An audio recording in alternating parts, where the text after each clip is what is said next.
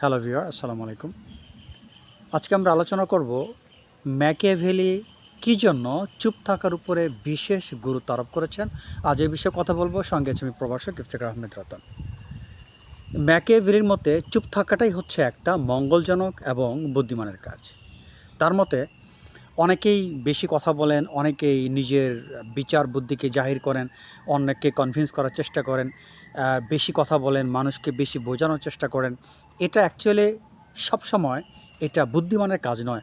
কেননা আপনি যদি মানুষকে বোঝানোর জন্য বেশি কথা বলেন, আপনি যদি অলওয়েজ বেশি কথা বলেন, আপনি যদি নিজের জ্ঞানকে জাহির করার জন্য কথা বলেন, আপনি একজন পার্সন, আপনি একজন বিখ্যাত ব্যক্তি, এটাকে ফুটিয়ে তোলার জন্য যদি কথা বলেন, মানুষের সাথে বেশি কথা বলেন, আলোচনা করেন, এতে হবে কি আপনার শক্তিটা হ্রাস পাবে। যে শক্তিটাকে আপনি আপনার মঙ্গলজনক কাজে ব্যবহার করতে পারতেন। এর জন্য ম্যাকিয়াভেলি বলেছেন চুপ থাকাটা হচ্ছে বেটার। চুপ থাকলে হবে কি এই শক্তিটা আপনার মধ্যে জমা থাকবে। অ্যাজ এ রেজাল্ট আপনি এই শক্তিটাকে কোনো না কোনো কাজে ইউজ করতে পারবেন, ব্যবহার করতে পারবেন। এখন ম্যাকিয়াভেলি তিনি তার যে চুপ থাকার দর্শনটা, এর মধ্যে কিছু যৌক্তিকতা আছে।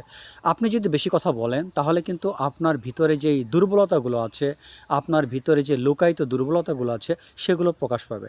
একসময় দেখা যায় আপনি আগে যে অপরাধগুলো করেছেন বা আপনার মধ্যে যে উইকনেসগুলো আছে সেগুলো কিন্তু সহজেই লোকদের কাছে প্রকাশ পেয়ে যাবে। আবার বেশি কথা বললে কিন্তু তার কিছু ক্ষতিও আছে।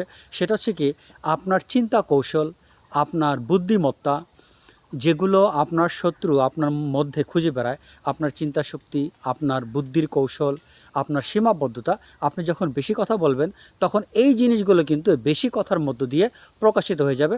তখন আপনার শত্রু কিন্তু সহজে আপনাকে ঘায়েল করতে পারবে।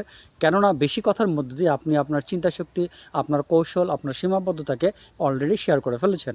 তখন হবে কি আপনার শত্রু কিন্তু সহজে আপনাকে বোকা বানাতে পারবে। এই জন্য ম্যাকিয়াভেলি চুপ থাকাকে বেশি মঙ্গলজনক বলেছেন। যাই হোক, ছোটো পরিসর আজকের ভিডিও এখানে শেষ করতে চাচ্ছি। আল্লাহ হাফেজ।